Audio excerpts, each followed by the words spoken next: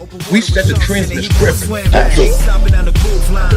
You are, you have been, you will be under the groove.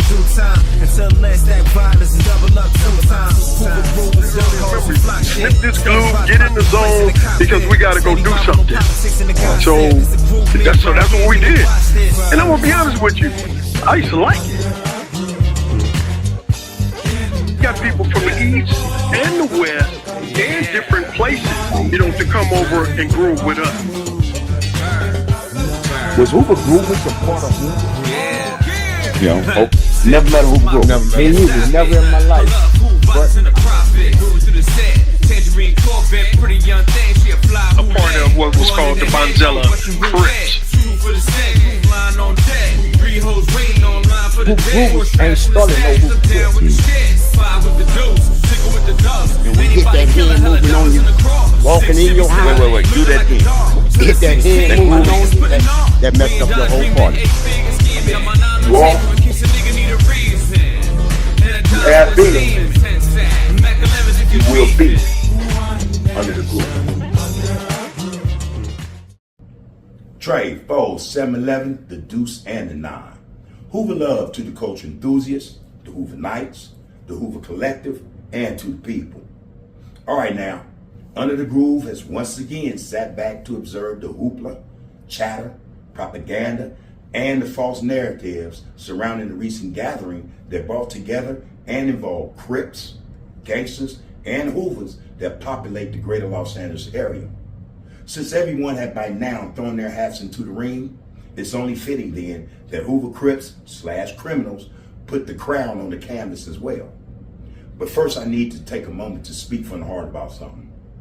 It's time for us to start seeing each other as brothers, as cousins, as blood, as folks, and as family, not as the enemy or the ops. Another thing that needs to be said that hasn't been, all this talk about compromising for ceasefires and eventual peace amongst the Crips, the Hoovers, and the gangsters, but no mention about the Bloods and Pyrus. And the Bloods and Pyrus did the same thing when they got together. It was just Bloods and Pyrus. My point is this: we are still dealing in a divide and conquer type of mentality. We are openly dealing in division. There can be no unity if we all aren't striving for peace together. The gathering that took place last week came about through a discussion a couple of months ago. Kev Mack and I, over a series of phone calls, began to discuss coming together for sit-downs that would comprise of the major warring parties. We agreed that there should be at least 2 OGs and a couple of younger homeboys in attendance.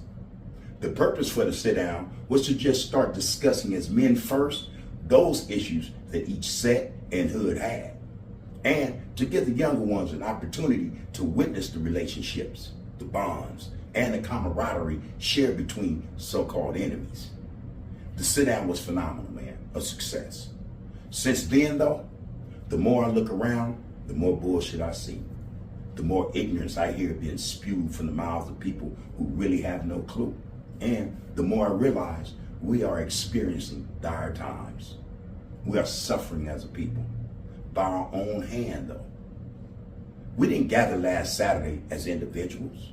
We came together as a collective force of black power unbeknownst to its holders, bound by our shared thoughts, experiences, and the desire for change, for something better for our people. Let's get it understood that no one is disregarding anyone's feelings about the loss of loved ones. I openly acknowledge the deep feelings of loss and pain experienced in this gang life. I too have lost a brother, a warrior to the senseless cycle of violence. My family understands the hurt that this has brought to countless many. And yet, we must not allow this pain to define us. We must rise above it and support one another in this healing process. Now, that said, whose involvement with the process to create, implement, support, and then put into work a viable ceasefire is real? Under the Groove has been speaking to this occasion. We've been talking about this, that we are all now pushing to realize. With this situation, though, there has to be focus and a willingness to make the sacrifices that count towards this experience happening in the coming days and weeks, not years. We do not have that luxury, man. We're taking this discussion up and down Hoover Street because the ones that serve more, who will benefit from it most, are the ones most resistant. So it's to those minds that the message needs to be conveyed for the purpose of growth and prosperity in society and in life. The reality that the young and old need to face about what's going on in our areas and all those who are from it that we call our loved ones, our homeboys, our lokes, our ride or dies, it's for them, man. It's for them. If you don't have sense enough to need it for yourself, man, have sense enough to help them to have it. The majority of the young and old who do understand the necessity for such a grand undertaking, then you're telling them you're bigger than the program. Loved ones, listen.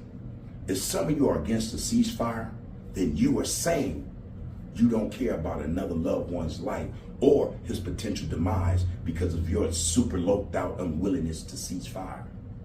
And if that's the case, in theory, you support the murder of your loved ones. That would make you an accomplice. You are the opposition to the collective and individuals in it whose backs you claim to have.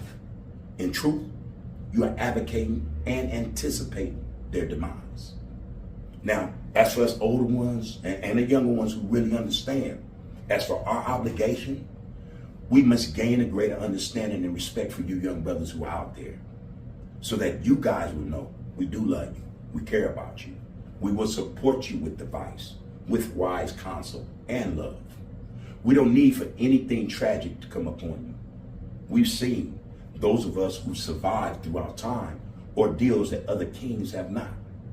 A vast number of our kings left this earth, man, before they were able to realize their work and see the possibilities of us working together unfolding. It's in that cycle. Work with us to establish a ceasefire that not only dictates the conditions, but it's also substantive in accountability for everyone involved. Now, before I end this, I have something that needs to be said. Initially, I was going to go in on this individual, but thought better of it. So I'll say it like this, man. There was information posted about the Crips gathering last week that was not true, nor was it accurate. Before our eyes, a false narrative was created and then posted on YouTube. Kev Mack and I had discussed not filming out of respect for those who didn't want to be filmed. We could have done that. We decided it wasn't appropriate. However, a dude posted some footage that sparked not only controversy, discord, and animosity, but that post could very well derail an already fragile process before it even gets started. I see it as an act of sabotage.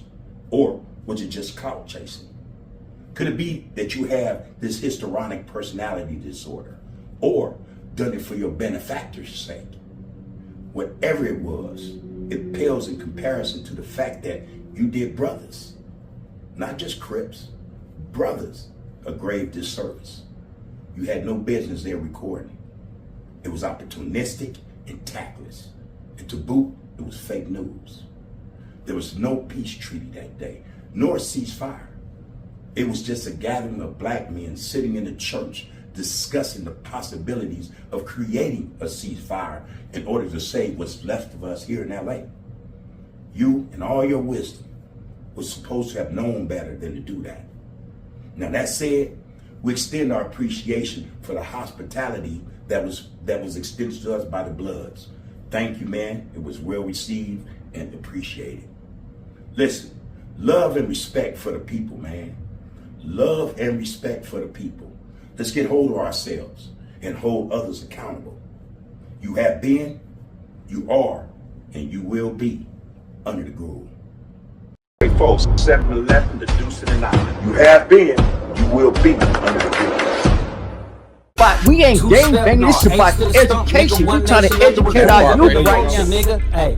said day is the best day. Skip walking across the floor in the best way. Phone trade to the one way. It's a stump day. LA to the NY. Let this phone back in them days, it was love, loyalty, respect, and honesty, that's my man. nigga Gumby right Nowadays, there from the you know, deuce, ex-busters, hooks, and snitches put on pedestals and ventilators. Say lows on that Uber shit. HIP, Tommy Moon, one of the hardest poets I ever heard, connected with this star shit. Hey, baby Jap and Jap 5, quick to set it off on the mic in the shack live. When the shit get real and feel, cause it will, and then you will see, you sitting up in that motherfucker, looking at that light sim, that death sim. Then they run into a witness staff, telling on their own homeboys.